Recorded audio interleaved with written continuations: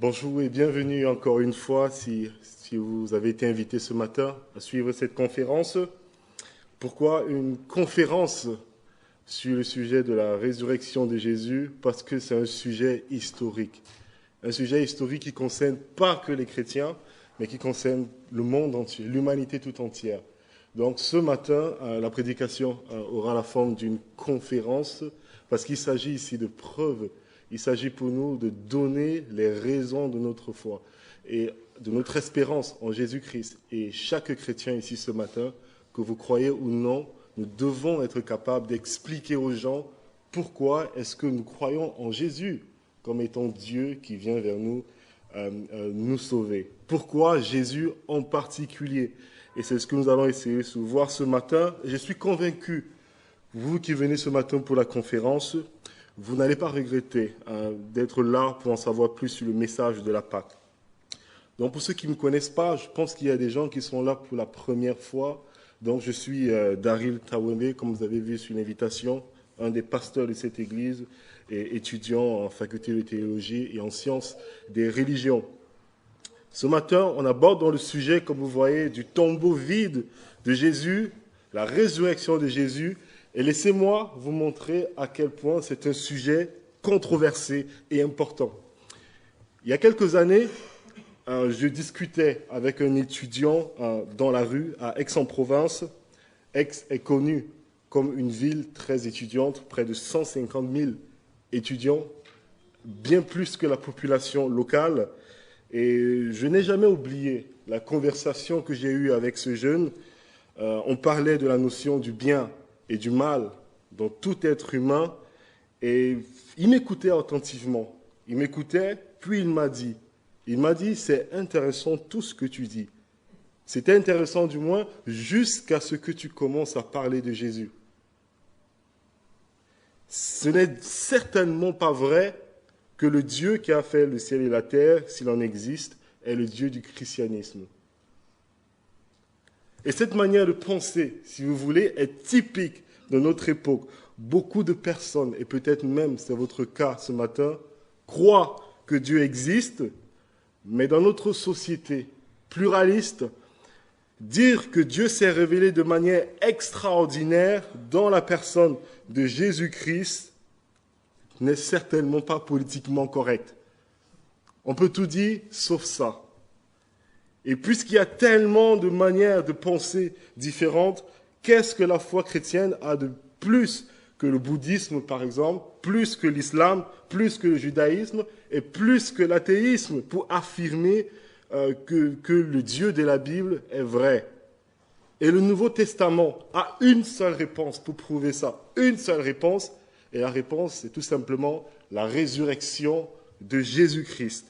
Et c'est ce qu'on voit dans cet extrait de la Bible. Je vais vous afficher un extrait de la Bible qui nous parle de ça. Donc, Dieu a fixé un jour où il jugera le monde selon la justice, par l'homme qu'il a désigné, là il parle de Jésus-Christ, ce dont il a donné à tous une preuve certaine en le ressuscitant des morts. La résurrection serait la preuve que Dieu a marché sur terre. C'est la confirmation que ce que Jésus disait, dont être Dieu, était vrai.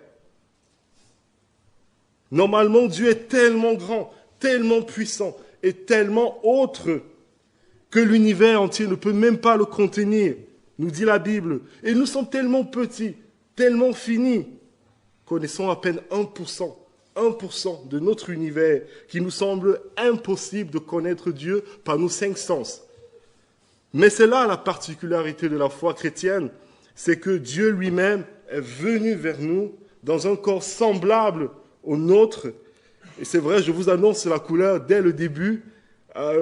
Et peut-être vous vous dites, ah mince, ce matin ils vont nous parler de ce Jésus qui faisait les miracles, ce mythe sur Jésus qui a changé l'eau en vin. Mais j'aimerais juste attirer votre attention sur ce verset qui est affiché là, cet extrait de la Bible. Et ce texte nous dit qu'il y a une preuve. Il y a une preuve. Cette preuve est une preuve certaine.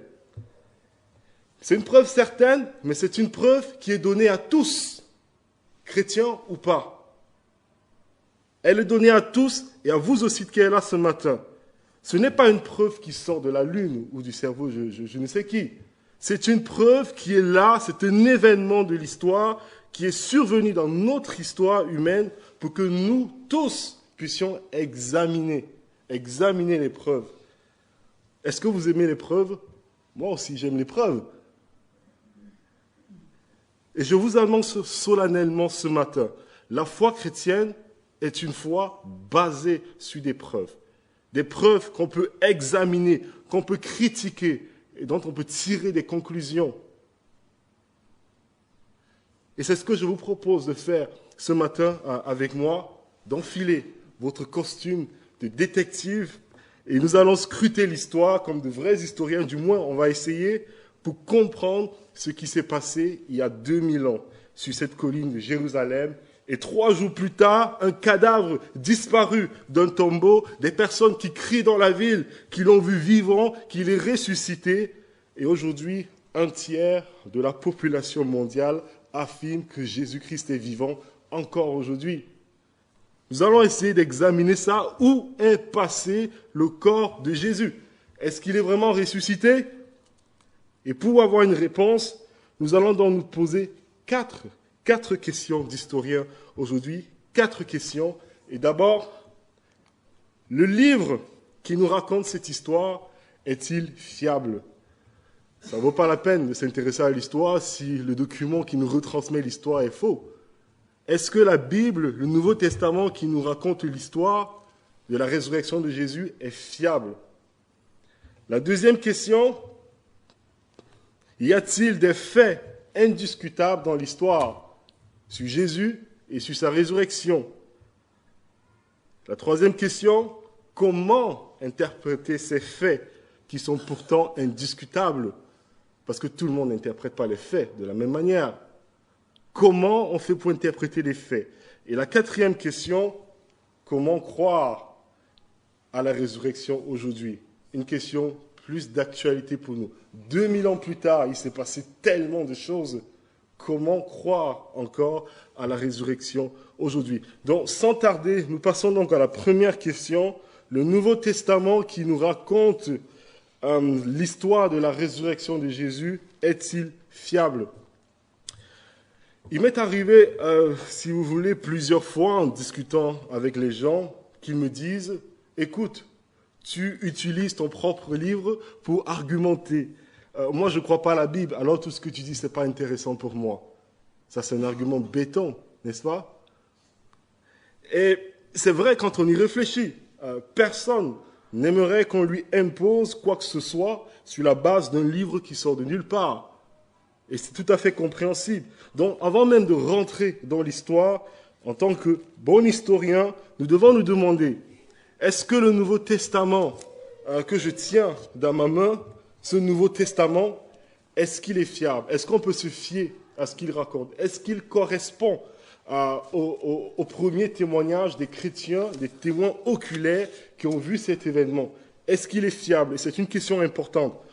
Mais avant, il faut que vous sachiez, avant de répondre à la question, que le Nouveau Testament n'est pas un livre. Je pense qu'il y a beaucoup de personnes qui ne le savent même pas. Ce n'est pas un livre.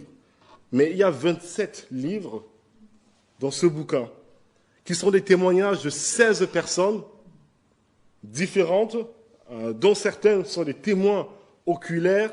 C'est le cas de Jean, qui était disciple de Jésus, ou Paul l'apôtre, qui l'a vu Jésus ressuscité de ses propres yeux et qui a écrit 13 lettres en tout, qu'on retrouve dans ce bouquin, et qu'on peut encore avoir aujourd'hui, 2000 ans plus tard. Donc, d'autres, par contre, n'ont pas été les témoins oculaires, mais ont fait des recherches, ont mené des enquêtes pour avoir l'histoire la plus proche possible de la réalité. Et c'est le cas de Luc, qui est un médecin, vous en avez entendu parler peut-être, qui a écrit 2 livres, à la base un livre, mais qui a été séparé en 2 dans le Nouveau Testament. Et maintenant, je vais vous montrer comment on s'y prend, aujourd'hui en tout cas, pour attester qu'un livre ancien est fiable. Et c'est important pour nous. Je vais le rendre le plus simple possible. C'est important pour nous de savoir comment on fait aujourd'hui pour savoir qu'un livre ancien, aussi vieux que le Nouveau Testament, est fiable. Et vous allez comprendre que ce livre est bien plus fiable que la majorité des livres qui sont acceptés dans nos universités aujourd'hui. Vous savez comme moi que dans la plus grande partie de l'humanité, les imprimantes et les ordinateurs n'ont pas existé.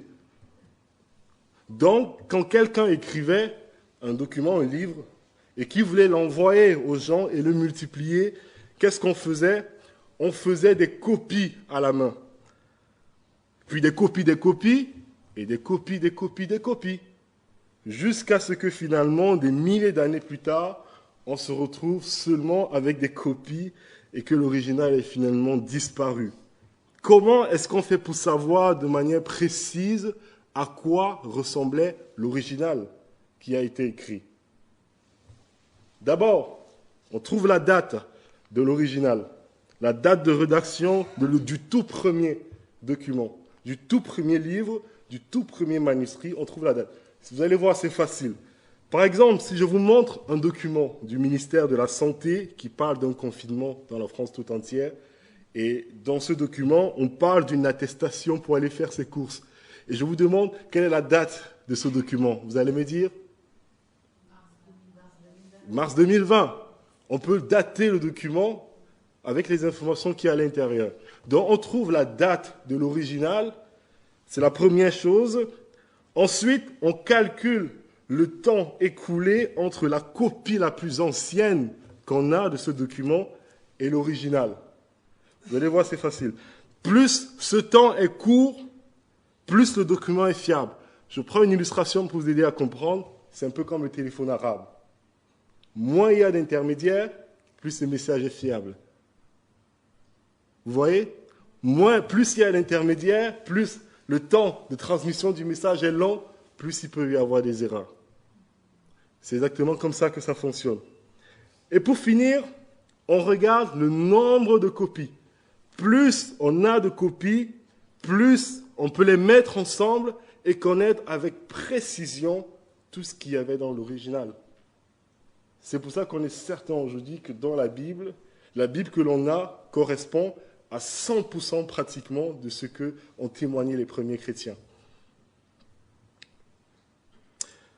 Donc, je vais essayer de vous montrer deux manuscrits anciens, deux livres anciens, juste deux, on va pas s'étendre dessus, des manuscrits des livres qui sont enseignés aujourd'hui dans les universités, que les étudiants utilisent, qui sont aussi vieux que le Nouveau Testament, qui est attesté par des historiens confiables. Donc, le premier, c'est la guerre de Gaulle de Jules César. Dans ce livre, en fait, Jules César décrit ses campagnes militaires contre plusieurs tribus gauloises. Ça concerne directement la France. Il a été écrit en 58 avant Jésus-Christ, donc moins 58, entre moins 58 et moins 50 avant Jésus-Christ. La copie la plus ancienne que nous ayons date de 850 après Jésus-Christ. Donc, il y a à peu près 900 ans d'écart entre l'original et la copie la plus ancienne. Je ne sais pas si vous réalisez 900 ans d'écart. C'est pratiquement 20 générations.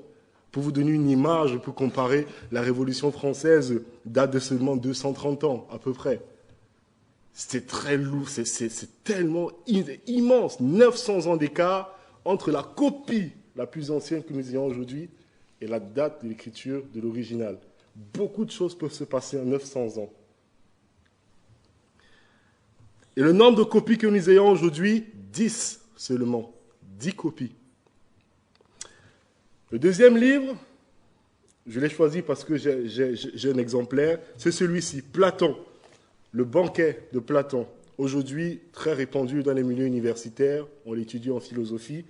Donc, écrit en 480 avant Jésus-Christ, la copie la plus ancienne que nous ayons date de 640 après Jésus-Christ. 940. C'est une erreur de ma part. C'est une erreur 640. Donc 640 après Jésus-Christ. Et le nombre de copies que nous avons, 37. Répandues un peu partout dans le monde. À la Bibliothèque de France, j'ai regardé, il y a quelques exemplaires, mais la majorité date du XVe siècle. Donc, si on calcule, il y a plus de 1000 ans entre la dernière la copie la plus ancienne et l'original. C'est tellement immense. Mais voici où les choses deviennent intéressantes. Vous pouvez oublier tout ce qui est là. Mais c'est là que ça devient intéressant, la comparaison avec les évangiles. Les évangiles ont été écrits entre l'an 65 et l'an 90. Le manuscrit le plus ancien date de 350 après Jésus-Christ, donc seulement 260 ans d'écart entre la copie la plus ancienne et l'original. Pour nous, c'est une longue période, mais quand on compare avec les autres, c'est rien du tout, je vous assure. 260 ans, c'est pas beaucoup pour une œuvre ancienne, comme les évangiles. Et maintenant, regardez le nombre de copies, agrippez-vous à vos chaises, 13 000. 13 000 copies répandues dans le monde aujourd'hui du Nouveau Testament. 13 000 copies, dont 5 000 copies en grec et complètes du Nouveau Testament que nous avons. 13 000. Et ce n'est pas terminé, même si on n'avait pas toutes ces copies, ces 13 000 copies, même si tous disparaissaient et qu'on n'avait plus rien. Les spécialistes pensent qu'on aurait près de 90% du Nouveau Testament en prenant juste les citations des théologiens qui ont vécu le 2e, 3e et 4e siècle. Juste en prenant leurs citations dans leurs livres, on pourrait avoir 90% du Nouveau Testament.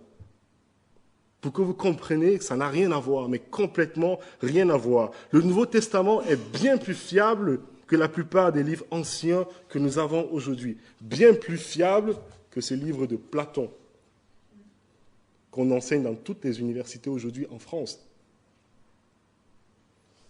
Nous pouvons être certains que le récit de la résurrection de Jésus que nous avons aujourd'hui est l'original. C'est réellement le témoignage des premiers chrétiens, le témoignage des témoins oculaires qui ont vu de leurs yeux et qui témoignent dans leurs écrits. C'est l'original que nous avons. Donc voilà, une fois le fondement établi, on va se poser maintenant la deuxième question pour nous ce matin. Est-ce qu'il y a des faits historiques attestés dans l'histoire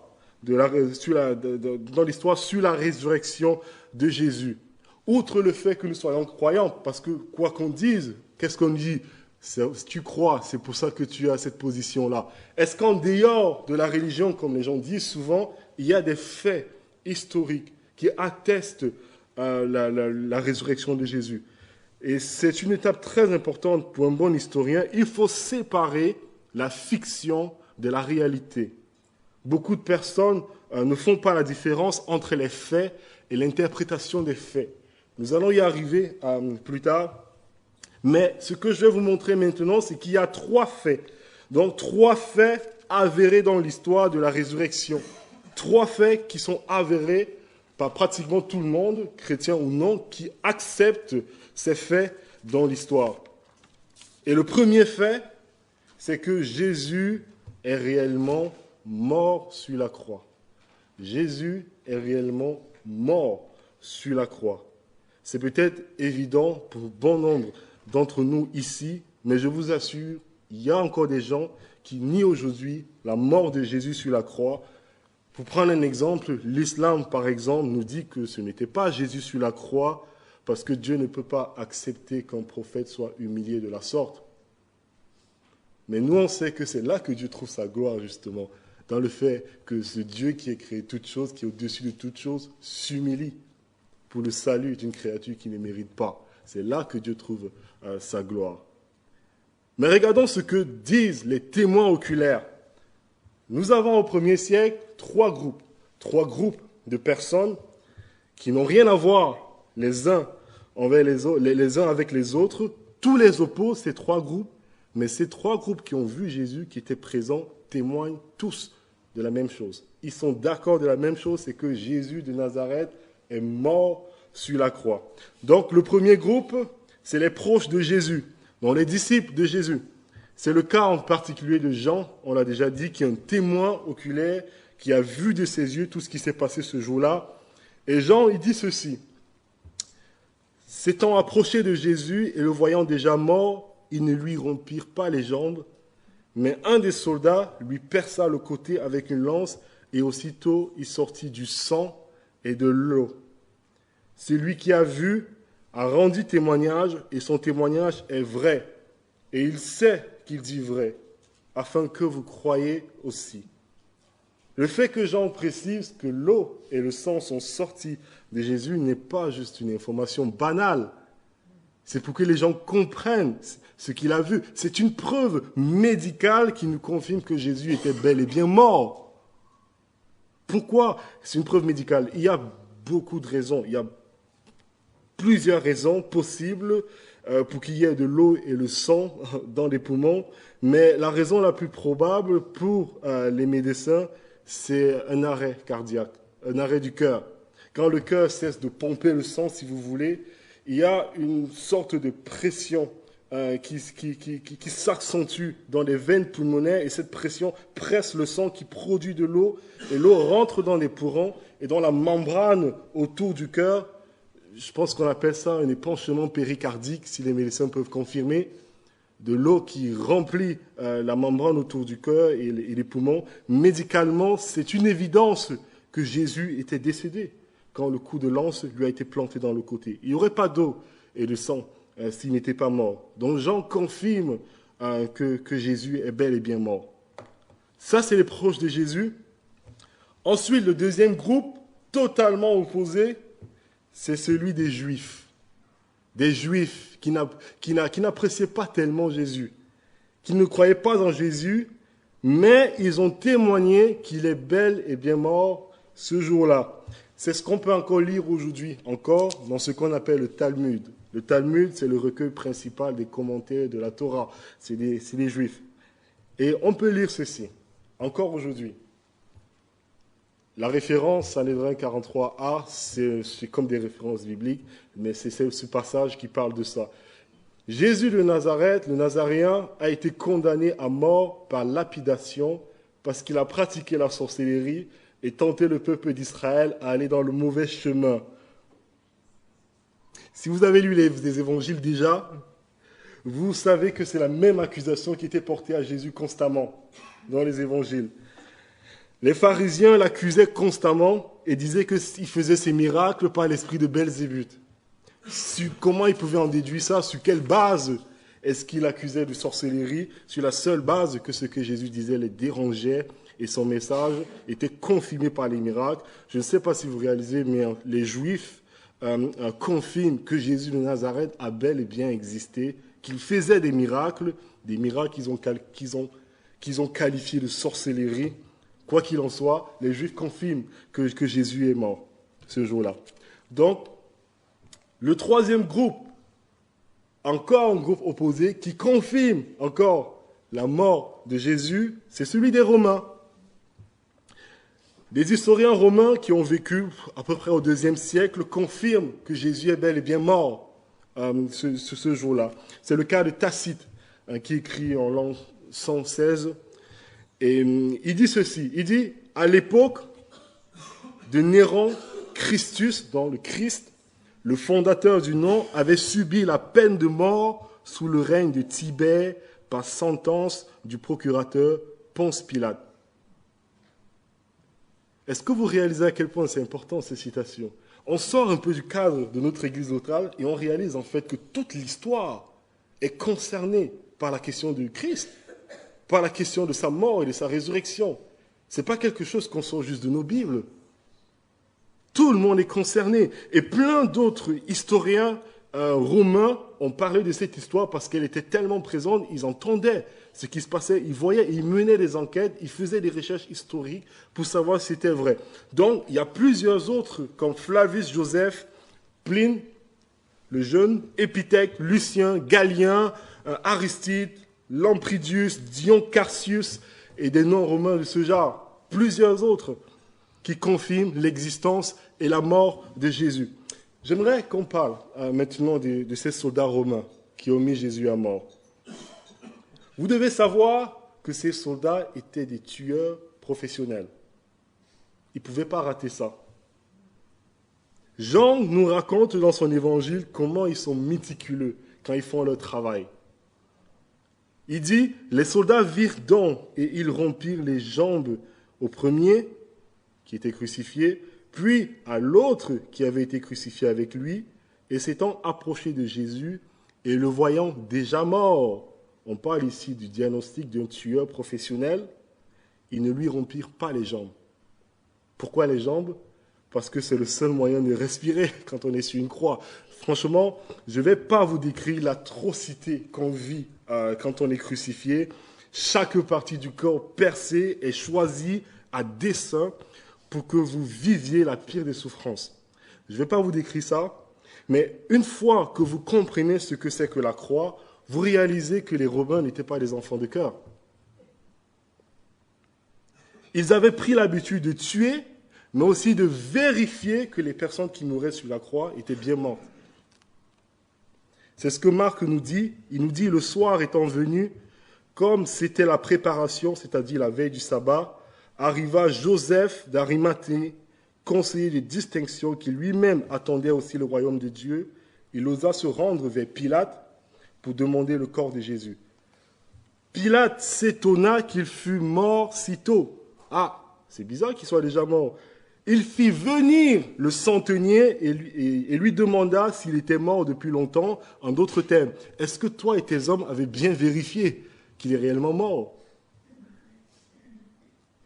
Pilate, le proconsul romain, s'assure que ce soit vrai. Et s'étant assuré, la suite du passage nous dit, par le centenier, il donna le corps à Joseph. Pilate, proconsul romain, et ses soldats d'élite confirment que Jésus était bel et bien mort ce jour-là. Voilà donc les trois groupes complètement opposés, rien à voir ensemble, qui tous confirment de même accord que Jésus a bel et bien existé et est bel et bien mort sur la croix ce jour-là. Voilà le premier fait historique. Jésus est mort. Le deuxième fait historique, c'est que Jésus a été mis dans le tombeau de Joseph d'Arimathée. C'est ce qu'on lit. Luc nous donne les détails dans la Bible. Il dit, il y avait un membre du Sanhédrin du nom de Joseph, homme bon et juste. Il ne s'était pas associé à la décision et aux actes des autres. Il était d'Arimathée, ville des Juifs, et il attendait lui aussi le royaume de Dieu. Il alla trouver Pilate et demanda le corps de Jésus. Il le descendit de la croix, l'enveloppa dans un drap de lin et le déposa dans un tombeau taillé dans la roche où personne n'avait encore été mis. C'est surprenant que ce tombeau soit celui d'un membre du Sanhédrin. Si vous voulez, le Sanhédrin, c'est la cour suprême qui a jugé Jésus et l'a condamné à la mort. Ce Joseph d'Arimathée était connu de tous. Dans la communauté juive, il était connu. Il faisait partie de l'élite juive, le Sanhédrin. Et quand Luc écrit son évangile, ceux qui lisent, les lecteurs, peuvent aller voir Joseph. Écoute, Joseph d'Arimathée, est-ce que c'est vrai que le corps de Jésus a été mis dans ton tombeau? Et Joseph pouvait leur répondre. Donc, il n'y avait pas de possibilité de rater ce tombeau-là. Il n'y avait pas de possibilité qu'il y ait un mensonge. Essayez d'imaginer. En plus, le tombeau de Joseph était creusé dans la roche. Ce n'était pas tout le monde qu'on mettait dans un tombeau creusé dans la roche. C'était les riches. C'était un tombeau qu'on ne pouvait pas rater. Essayez de réfléchir. Si vous allez au cimetière de la Comte, vous allez voir plusieurs tombeaux. Vous allez connaître plus ou moins les familles à qui ça appartient parce que le nom est écrit en gros.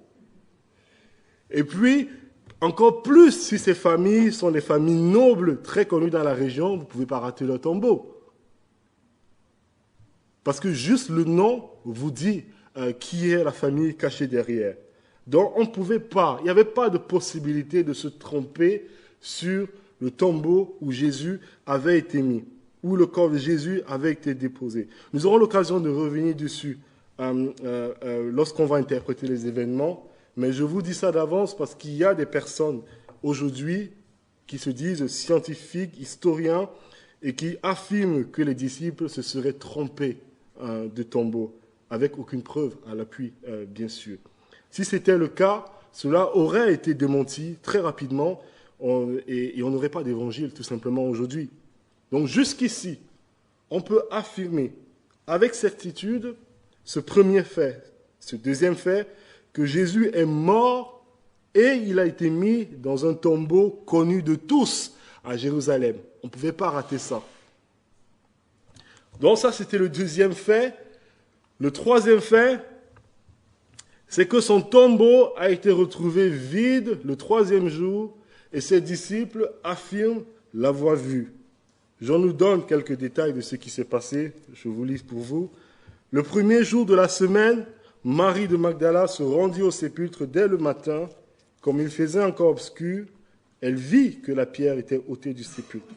Elle courut vers Simon-Pierre et vers l'autre disciple que Jésus aimait, et leur dit, « Ils ont enlevé du sépulcre le Seigneur, et nous ne savons où ils l'ont mis. » Pierre et l'autre disciple sortirent et allèrent au sépulcre. Ils couraient tous deux ensemble, mais l'autre disciple courut plus vite que Pierre et arriva le premier au sépulcre. S'étant baissé, il vit les bandes qui étaient à terre, cependant il n'entra pas. Simon-Pierre, qui le suivait, arriva et entra dans le sépulcre.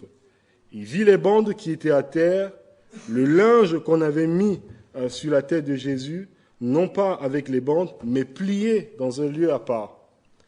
Alors l'autre disciple, qui était arrivé le premier au sépulcre, entra aussi, il vit et il crut. Cependant, Marie se tenait dehors près du sépulcre et pleurait.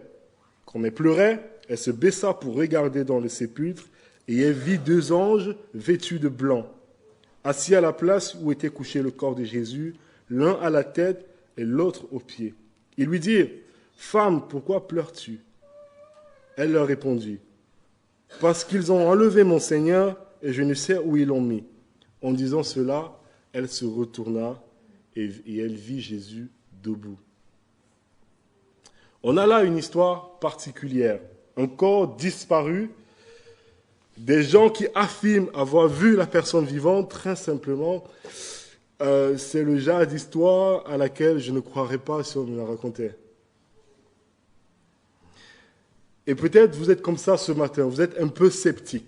Mais notez l'ordre des témoins ici pour comprendre ce que Jean dit n'est pas un mensonge. L'ordre des témoins dans cette histoire est très important. Jean, on a dit, était témoin oculaire. Il a vu de ses yeux.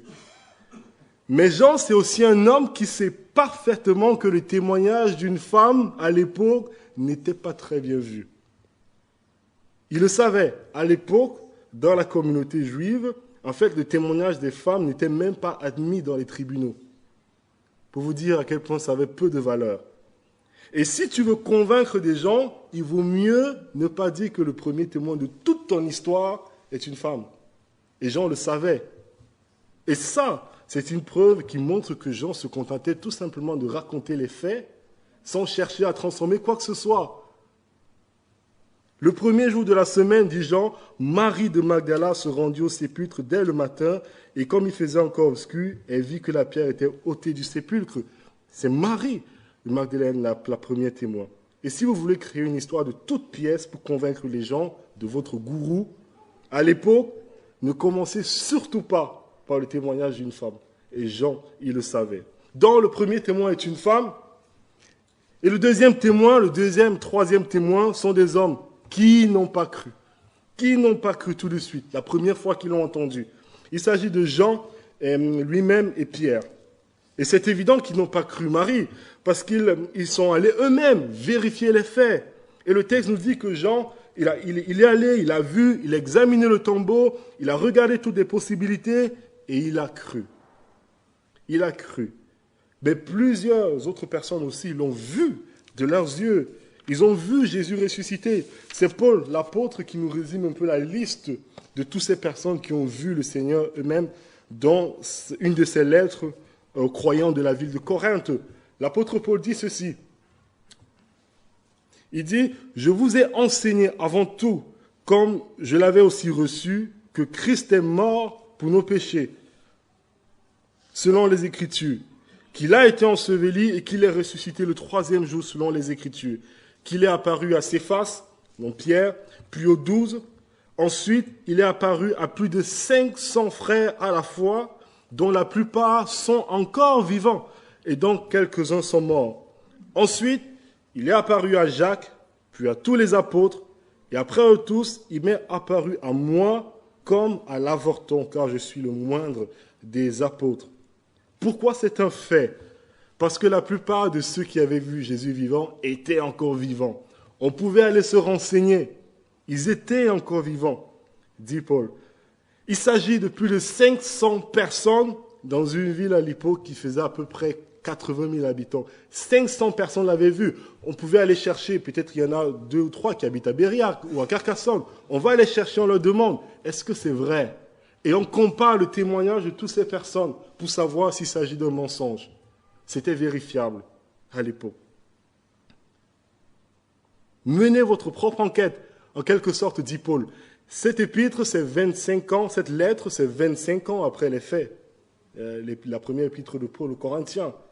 Ils sont encore vivants, certains. Allez demander et comparez vous-même.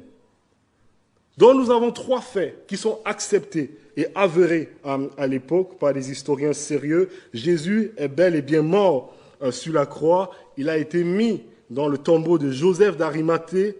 Son tombeau a été trouvé vide le 3e jour et des personnes affirment l'avoir vu vivant. Alors, comment interpréter tout ça? Ce sont des faits, mais on peut faire dire aux faits ce qu'on veut. Comment interpréter tout ça? Et c'est notre 3e point. Où est passé le corps de Jésus? Comment interpréter les faits? Comme je vous ai dit au début, avoir les faits c'est une chose, les interpréter c'en est une autre.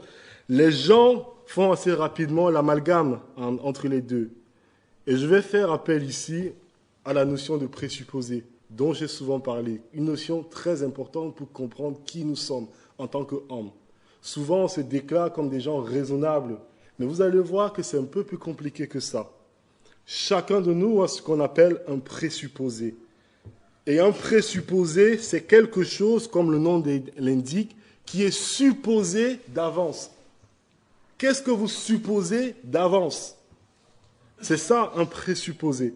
Et ce présupposé est toujours une vérité qui n'est ni prouvable, ni expérimentable, donc non scientifique. Et je vais même vous choquer, juste pour vous donner un exemple de ce qu'on considère comme l'autorité la plus rationnelle de notre époque, qui a son mot à dire sur tout. Juste un exemple, même la science a un présupposé non scientifique. C'est ce qu'on appelle le matérialisme. Tout ce qui existe, c'est ce que je peux voir, c'est ce que je peux connaître par mes 5 sens. Ma vue, mon toucher, mon ouïe, mon odorat, etc. Tout ce qui existe, c'est ce que je peux connaître par mes 5 sens, dit la science. C'est un présupposé tout simplement qui est non prouvable. On ne peut pas prouver ça. Comment prouver que ce qui existe, c'est ce que je peux connaître par mes 5 sens si je peux uniquement faire appel à mes 5 sens?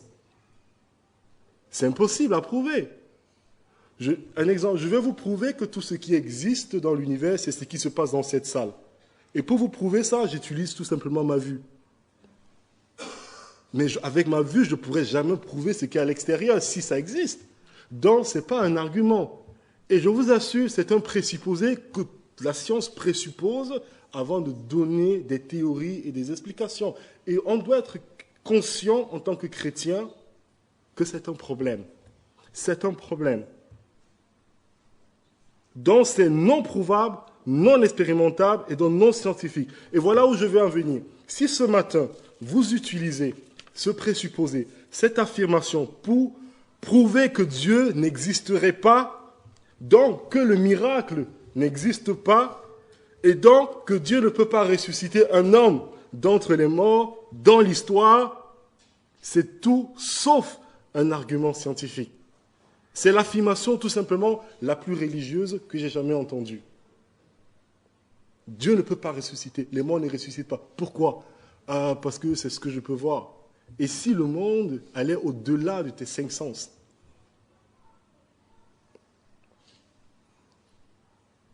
Donc, si ce matin, vous avez déjà arrêté dans vos cœurs que la résurrection est une impossibilité scientifique, laissez-moi vous dire que tous les arguments du monde, même les plus rationnels, ne vous feront pas changer d'avis.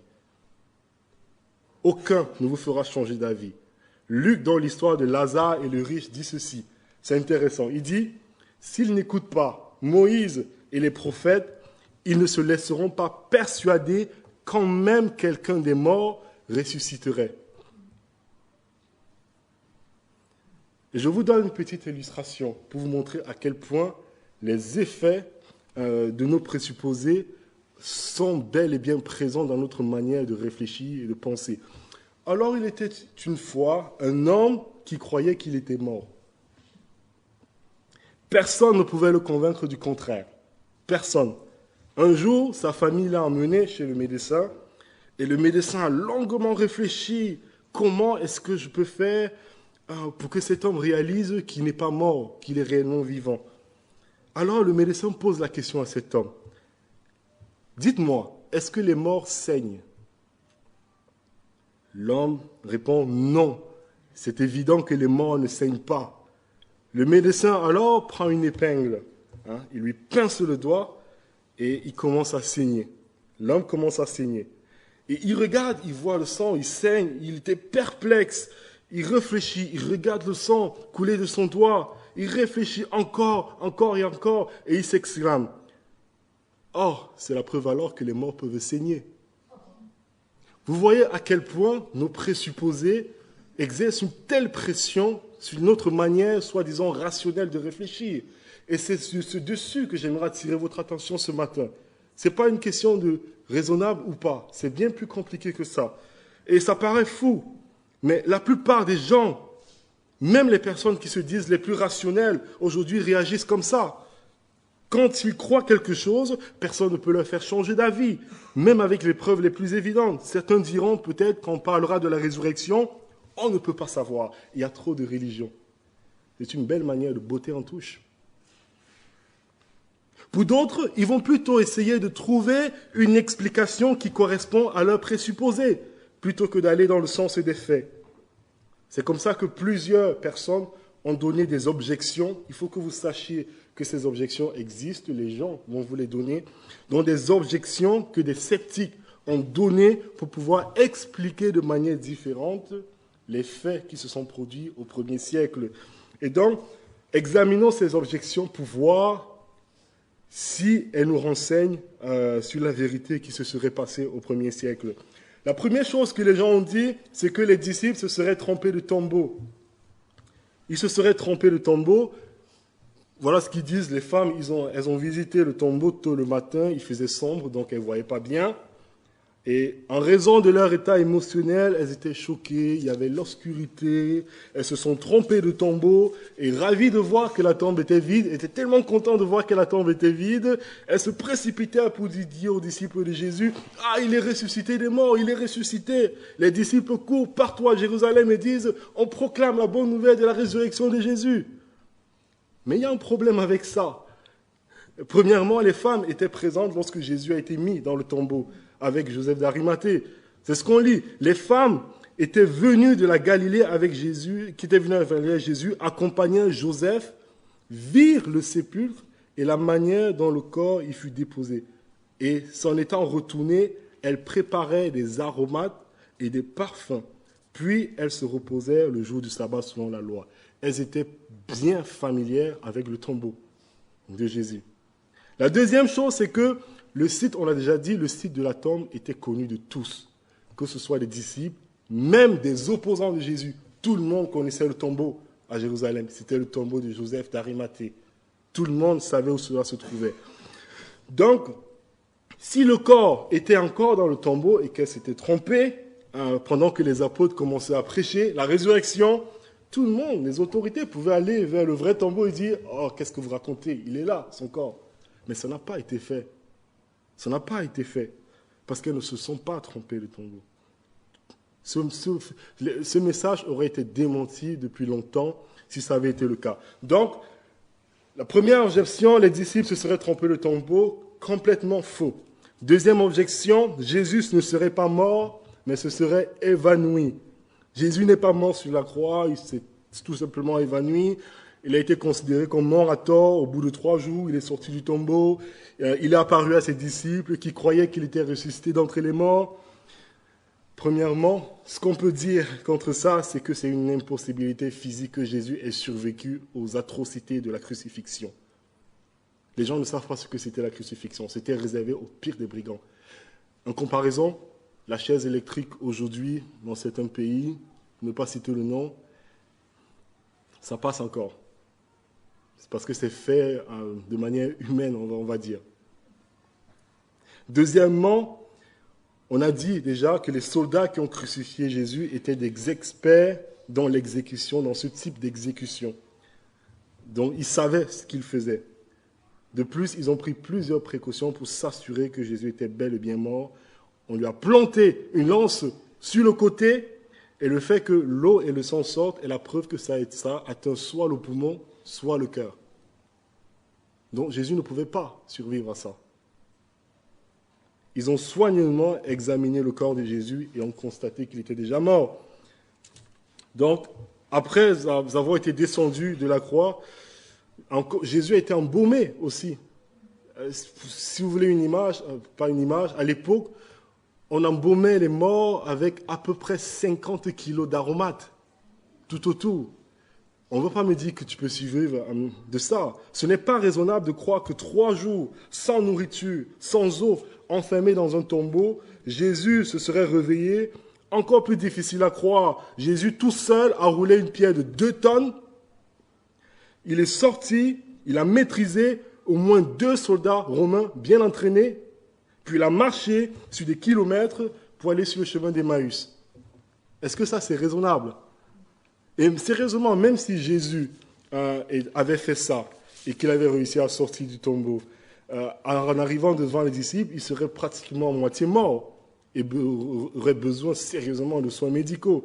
Franchement, personnellement, j'aurais respecté. Si j'avais vu Jésus dans cet état, j'aurais respecté, mais je ne l'aurais pas certainement adoré en tant que Dieu, au point de donner ma vie pour lui, comme ont fait les disciples.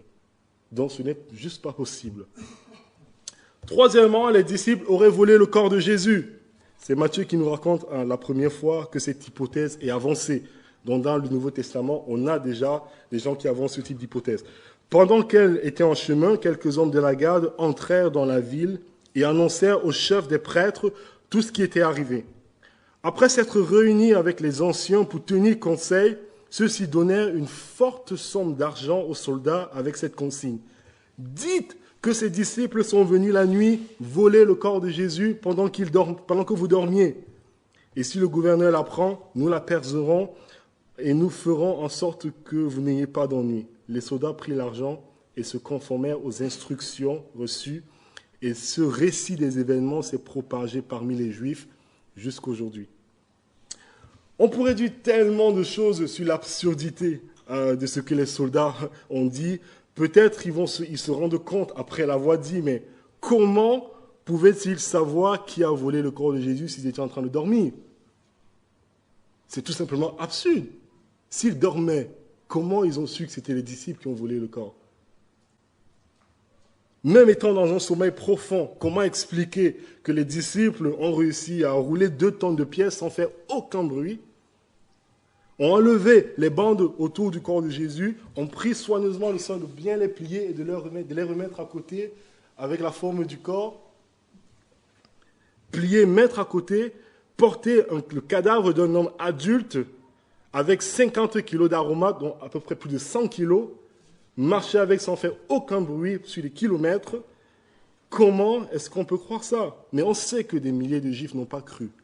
Ils n'ont pas cru en cette histoire des soldats, parce que des milliers de Juifs se sont convertis. On a le récit des milliers de Juifs dans le Nouveau Testament qui se sont convertis au message de la résurrection de Jésus-Christ. En plus de cela, les disciples seraient obligés de mentir. On a déjà dit que le récit de Jean est authentique parce que son premier témoin est une femme. Et franchement, il n'avait pas d'avantage à dire ça. Et on sait que les disciples n'ont pas cru non plus à la mort de Jésus. Lorsqu'il a été arrêté, ils ont tous fui. Ils sont retournés à leurs occupations et ils ne croyaient pas que Jésus pouvait ressusciter d'entre les morts. Ils ne s'attendaient pas à ça. Et pour eux, ça en était fini. Mais ces disciples, apeurés, deviennent subitement courageux, vont dans les rues de Jérusalem. Ils annoncent Jésus ressuscité des morts. Et vous savez quoi? Ces gens sont tous morts pour le message qu'ils proclamaient. Est-ce que vous accepteriez de mourir pour quelque chose que vous croyez, que vous savez être un mensonge. L'apôtre Paul aussi, qui a causé la mort de dizaines de chrétiens, se serait converti et serait mort pour un mensonge. Jacques, frère de Jésus, qui était sceptique au départ, qui pensait même que son frère était fou, son demi-frère, à la base, c'est juste impressionnant que Jacques a été décapité par Hérode pour ce qu'il pensait, pour ce qu'il savait être faux. C'est juste impossible. À vous de juger. Et pour finir, les disciples auraient tous eu des hallucinations. Voilà l'argument, selon certaines personnes, l'explication derrière le fait que les disciples aient subitement eu beaucoup de courage pour annoncer la résurrection de Jésus. Ils ont tous eu des hallucinations, mais pour que des hallucinations de ce type se produisent, les psychiatres sont d'accord que plusieurs conditions doivent être réunies. Et ce n'est pas le cas dans notre histoire. Une hallucination est souvent liée à un lieu, à un moment précis. Or, Jésus s'est montré durant 40 jours, à plusieurs endroits différents, à plusieurs personnes, aux personnalités très différentes, des gens réfléchis, presque des cartésiens, des gens très émotionnels. Il s'est révélé à tout type de personnes, et les personnes qui étaient parfois seules, parfois à plusieurs personnes en même temps. Nous voyons Thomas incrédule qui voit et touche. Nous voyons les femmes qui pleurent, saisissent ses pieds. Ce n'est pas possible d'avoir une hallucination de masse comme celle-là et qui plus est répétée durant plusieurs jours. Aucun psychiatre ne pourrait dire que s'il s'agit d'une hallucination aujourd'hui. Quelle est donc la bonne compréhension de cet événement, de l'histoire? Que s'est-il passé à Jérusalem, donc, autour de l'an 33, et qui a marqué la vie de millions de personnes jusqu'à aujourd'hui? Et la bonne compréhension que je vous suggère, et je pense que tous vous savez déjà, c'est que Jésus est bel et bien ressuscité des morts. Comment est-ce que je peux croire aujourd'hui en la résurrection de Jésus? Je pense que c'est une question très importante. Et même si vous avez oublié tout ce que j'ai dit avant, je vous en prie, essayez de vous concentrer maintenant. C'est très important. Comment est-ce qu'on peut croire aujourd'hui que Jésus, un homme, est ressuscité il y a 2000 ans? Pourquoi croire? Nous avons vu que les spécialistes dans tous les champs de compétences ont scruté et analysé cette histoire, des historiens, des archéologues, des paléographes, c'est les gens qui étudient des manuscrits anciens, des médecins, des psychiatres. Ils arrivent tous à la conclusion, une même conclusion, que Jésus est ressuscité d'entre les morts. Du 1er siècle, aujourd'hui, personne n'a jamais pu démentir cette histoire. Mais pourquoi est-ce que c'est important que Jésus soit ressuscité des morts? Pourquoi cette partie de l'histoire aurait un rapport avec ma vie aujourd'hui? Pourquoi faire une conférence dessus? Après tout, s'il y a un homme qui est ressuscité il y a 2000 ans environ, comment est-ce que ça correspond à mes problèmes aujourd'hui? Il y a la crise financière en ce moment. Il y a plein de sujets politiques qui sont sur la table. Mes conditions de vie se dégradent.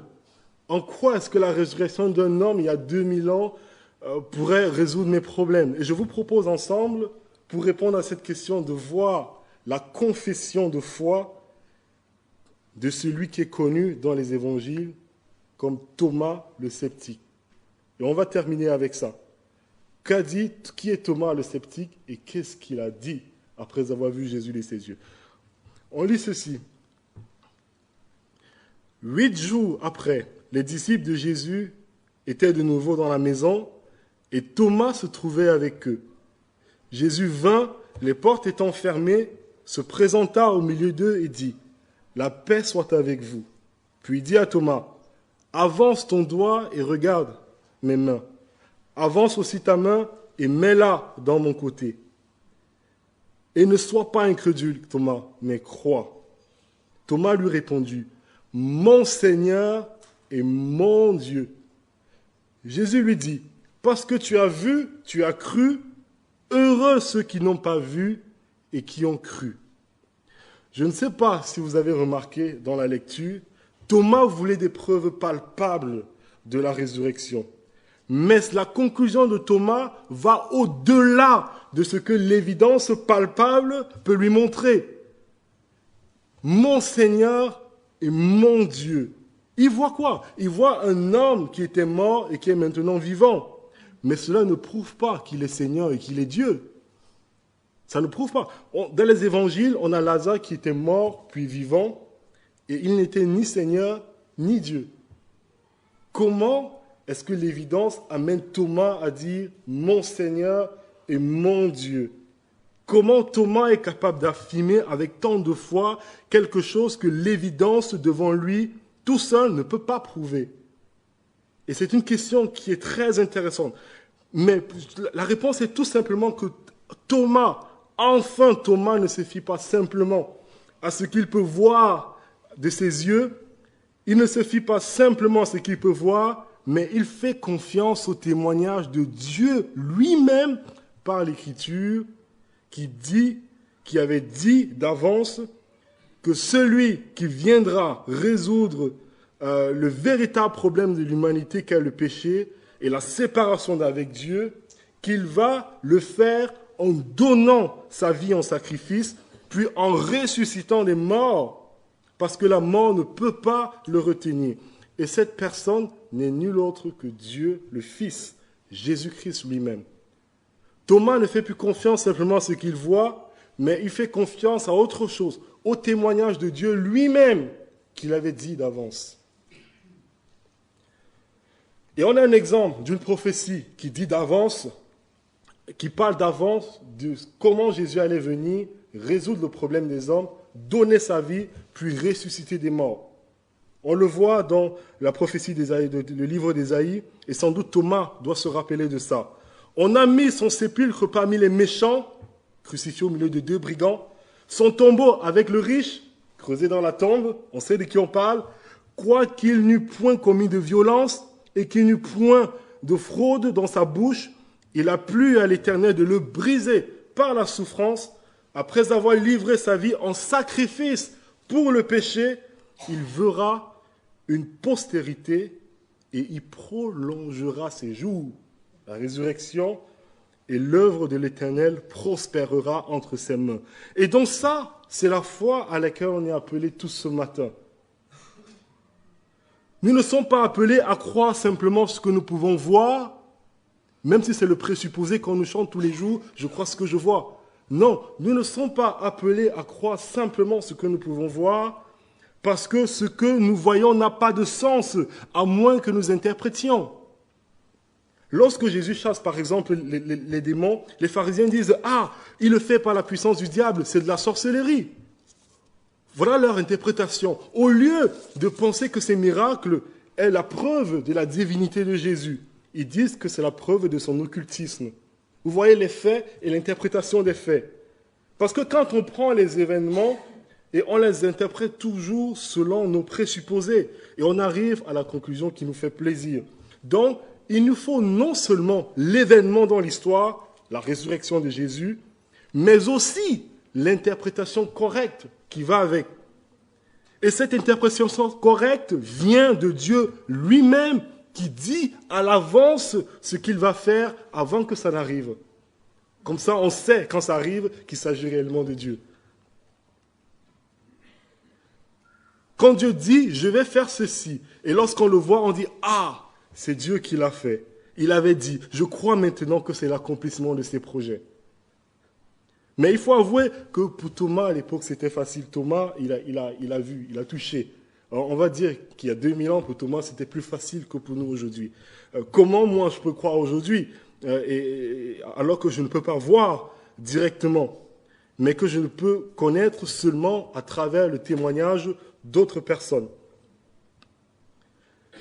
C'est là que c'est intéressant, et c'est vraiment la fin. Jésus est en train de faire ici une transition entre deux époques. Pendant la vie terrestre de Jésus, il était légitime et normal de croire parce qu'on voyait. On pouvait voir et croire. Il y avait des témoins qui avaient vu le Fils de Dieu faire les miracles. Il avait vu vaincre la mort. Mais nous, aujourd'hui, nous ne pouvons pas voir. Nous ne pouvons pas voir Jésus, nous ne pouvons pas voir ses miracles, nous ne pouvons pas voir sa bonté, nous ne pouvons pas voir sa compassion pour les gens, nous ne pouvons pas voir sa perfection de nos yeux, mais on le sait à travers le témoignage d'autres personnes. Mais c'est parce que ces personnes ont vu que nous avons quelque chose sur lequel fonder notre foi. Et c'est pour cela que Jésus dit lui-même à l'époque, il voulait qu'il y ait des témoins oculaires, il dit « Croyez-moi, je suis dans le Père est à moi, et dont je suis Dieu, le Dieu créateur du ciel et de la terre. Croyez du moins à cause de mes œuvres. » À l'époque, Jésus voulait la foi basée sur ce qu'on pouvait voir, des preuves concrètes. Mais ce n'est pas la même chose à toutes les époques. Parce qu'aujourd'hui, ce n'est plus le cas. Ce temps, il est passé, où les gens pouvaient voir le Fils de Dieu. Aujourd'hui, ce n'est plus le cas. Nous ne pouvons pas le voir face à face et nous devons croire sans avoir vu. C'est une foi supérieure à la foi de quelqu'un qui croit parce qu'il a vu. Jésus dit, parce que tu as vu, tu as cru. Heureux, bienheureux, ceux qui n'ont pas vu et qui ont cru. Pourquoi est-ce supérieur? Parce que je ne me fie pas à moi-même, à mes cinq sens, comme Thomas. Mais je sais que le Dieu qui a fait toutes choses et qui va au-delà de mes cinq sens est meilleur témoin que mes propres yeux.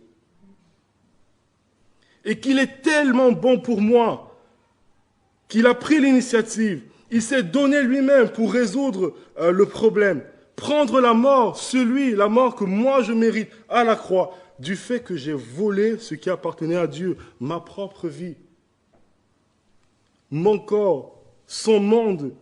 J'ai volé tout ce qui appartenait à Dieu pour ma propre gloire personnelle.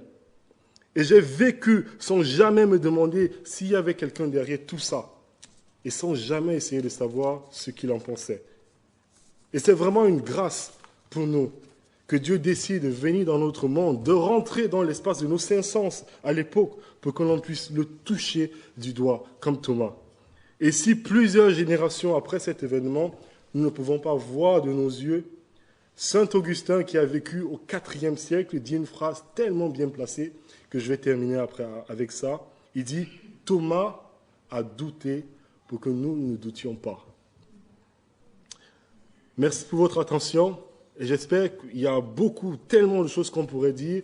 J'espère que vous allez prendre le temps de creuser un peu plus ces éléments et d'arriver à la même conviction que moi, que Jésus-Christ est bel et bien ressuscité des morts. Il est le Dieu créateur du ciel et de la terre qui a marché sur cette terre pour que nous sachions que ce qu'il avait annoncé d'avance, il a fait. Il a résolu le problème de l'humanité qu'est le péché. Et c'est en croyant en lui, en mettant votre foi en lui, que vous allez bénéficier de toute la faveur que Dieu a pour l'humanité. Il a décidé lui-même de venir résoudre le problème. Ce n'est pas nous qui allons vers Dieu avec notre religiosité, notre bonne moralité, notre bien-pensance, mais c'est Dieu, dans sa bonté, qui s'est abaissé pour venir manifester envers nous son amour, en s'humiliant de la pire des manières possibles. Merci.